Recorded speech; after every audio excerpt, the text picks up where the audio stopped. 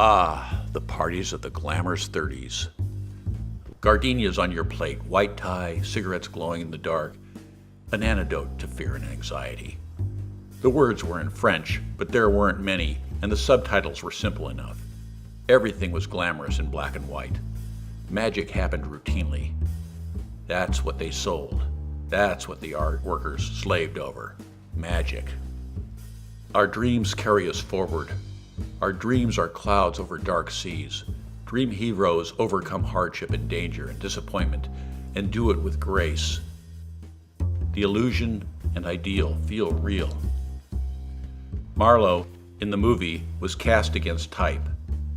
They called him a wag, a wit. He made it look easy to have short legs. You do the best with what you've got. You rise above. That is character. Marlowe was a darling of drawing room comedies, moving with an effortless trajectory from triumph to triumph between Hollywood, New York, London, and Paris.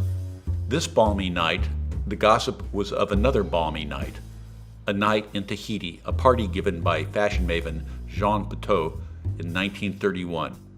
We come in close on Marlowe's profile by Cecil Beaton in Vogue. Oh, Manhattan, the silk and the satin. Now we overlay that profile with the same profile and close on Marlowe as he holds court. They say Baroness Cedarstrom is dedicated to her cranes. I answer, oh, some call her a vicious and cynical harpy, a slut with a poisoned pen, but how could I not applaud her after she hired a monkey and an organ grinder for that party at the Waldorf? No snobs or dull people that night. That was the start of the poverty-stricken, panic-stricken, mad season. By midnight, the smart set was half-boiled and no shortage of bubbles. Elsa Maxwell was paid a mint for her farmyard idea. Bubbles fizz from a mechanical Moed cow. Nice bubbly if you can get it. Everyone at the table was mesmerized by Marlowe. And Venetia in Venice, with her superb Roman coin profile that gave her a strange air of a volupte, like a bacchanal. Oh, how she loved to chat so. I see her there still drinking in her sinking pink palazzo. Now, a society reporter asks, Marlowe, what is life really like as a dachshund? Marlowe's desire to please overruled his discretion. He doesn't start at any particular beginning or end. He just starts as if to say, he's told this story many times before. First, we must ask, what is a shamus? A shamus is someone who sees and reports back. And it was bold to perform as a dachshund. There are pitfalls. It is easy to become a caricature. I share with the audience my joy at being close to the ground, close to the action. I snoop, I sniff, I lift a leg here and there. I puff out my chest and raise my snout. Men respect me, women love me. And when you're a dachshund, you don't see yourself as a dachshund, you're looking out or looking up. As a director, I like to dolly back and take in a full-frame shot.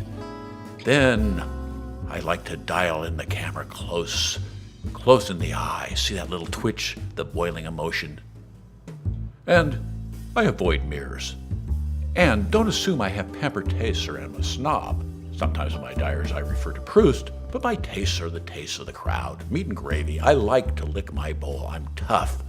I fought a German shepherd and have the scars to prove it. And I'm tough enough to be a softie. And some nights you might find me crying to a sad Bunny and Bester tune. I can handle the frost, said the snapdragon. That was until the snapdragon felt the frost. And when I think of the frost, I think of love lost and the girl who used to share my bed. And I say to myself, it does no good to water flowers when they're dead.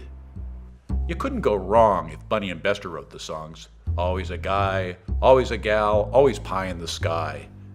And as to Spry, I'm happily intact, never got snipped, but my personal life isn't what we are here to discuss.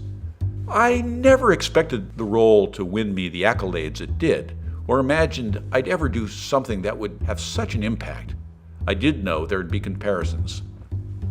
Mitchum as Marlowe, Dick Powell as Marlowe, Humphrey Bogart as Marlowe, Robert Montgomery as Marlowe. I had to give it my own stamp. More William Powell Thin Man, more Tyrone Powers-esque sports car of the dog world. My angle of choice was to be shot from below towards the sky, the heroic pose. And being a dachshund lends itself to smoking jackets, and being an observant diarist. Just this morning I wrote, Elsa Maxwell's boxer Segar lunched on chopped raw steak, while Miss Taylor's poodle Quito sniffed the Baroness Cedarstrom's crotch. How'd the Baroness react? I asked Quito. Oh, she chortled her well-known chortle. That got a chortle, and Marlowe looked around the table and reflected back on many such tables, and all the lucky lotus eaters he'd met at the Bois at tea time, or the crowd at Bag of Nails, with that miniature small talk. Grand until animal control arrived, and those at the table, even with their posh manners, could not restrain revulsion, and one stammered for all, He's a dachshund. Marlowe let this sink in for effect. Suave, yes. Proud, yes. Immune to the lingering sting of prejudice? No. But he brightened. I wiggle, I roll. I do what movie stars do. I make it to the end by grit and exertion, ears flapping in the breeze. I revived the role on stage. It's always a crowd pleaser.